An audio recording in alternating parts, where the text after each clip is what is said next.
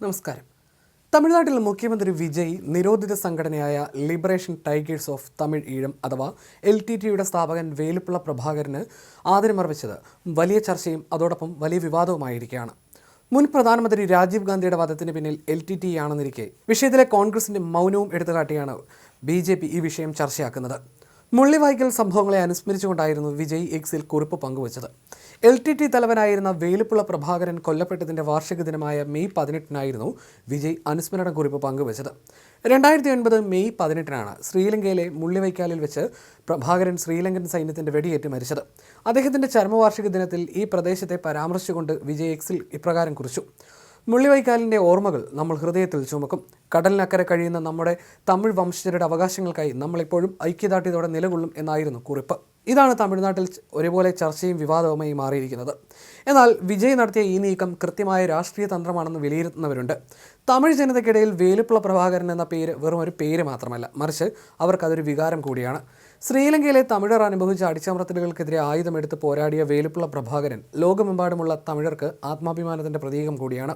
തമിഴ്നാട്ടിലെ സാധാരണ ജനങ്ങൾക്കിടയിലും സിനിമ സാംസ്കാരിക മേഖലകളിലും പ്രഭാകരനോടുള്ള ആരാധന വളരെ വലുതാണ്. തമിഴ്നാട് രാഷ്ട്രീയത്തിൽ ഇന്നും പ്രഭാകരൻ ഒരു വലിയ ഘടകം തന്നെയാണ്.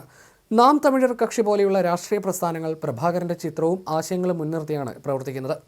DMK, AIDMK തുടങ്ങിയ പ്രധാന പാർട്ടികളും ഈഴം തമിഴരുടെ പ്രശ്നങ്ങളിൽ പ്രഭാകരൻ്റെ പോരാട്ടത്തെ പരസ്യമായോ രഹസ്യമായോ പിന്തുണയ്ക്കുന്ന നിലപാടുകളാണ് പലപ്പോഴും സ്വീകരിച്ചിട്ടുള്ളത്. മാത്രമല്ല, ജെൻസിയുടെ വോട്ട് ബാങ്കാണ് ഈ തെരഞ്ഞെടുപ്പിൽ വിജയുടെ വിജയത്തെ സ്വാധീനിച്ച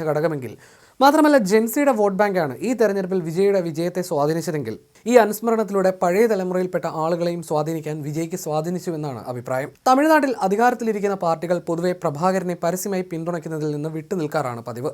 അതുകൊണ്ട് തന്നെ വിജയുടെ ഈ നീക്കം രാഷ്ട്രീയ തന്ത്രമാണെന്നും അഭിപ്രായമുയരുന്നു. LTT അനുകൂല നിലപാടുള്ള VCKയുടെ പിന്തുണയോടെയാണ് വിജയുടെ സർക്കാർ അധികാരത്തിൽ തുടരുന്നത്. മുൻപ് വിജയ് തന്റെ പ്രചാരണ വേളകളിൽ വേലുപ്പിള്ള പ്രഭാകരനെ കുറിച്ച് പരാമർശിച്ചിട്ടുണ്ട്.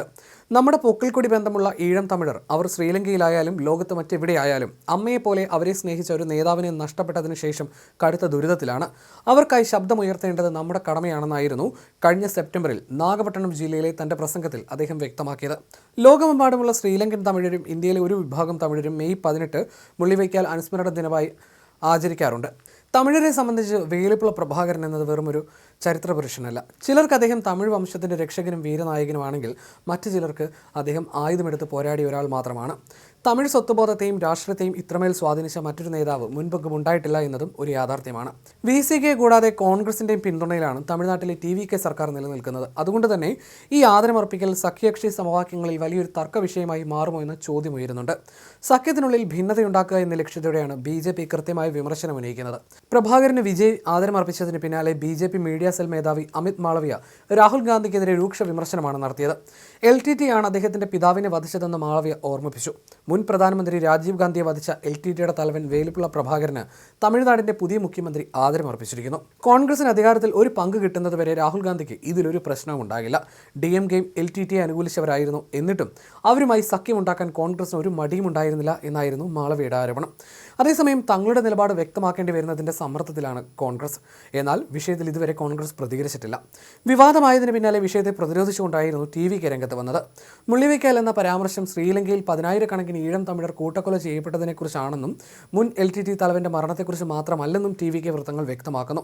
നിരപരാധികളായ മനുഷ്യരുടെ ജീവൻ നഷ്ടപ്പെട്ടതിനെ ഓർമ്മിക്കുക എന്നത് ഏതൊരു വിവേകമുള്ള നേതാവിൻ്റെ കടമയാണെന്നും മുഖ്യമന്ത്രി തന്റെ പോസ്റ്റിൽ എവിടെയും പ്രഭാകരന്റെ പേര് പരാമർശിച്ചിട്ടില്ലെന്നും അവർ ചൂണ്ടിക്കാട്ടുന്നു. എന്തായാലും ഈ വിഷയം തമിഴ്നാട്ടിൽ വലിയ രീതിയിൽ തന്നെ ചർച്ചയ്ക്ക് കാരണമായിരിക്കുകയാണ്.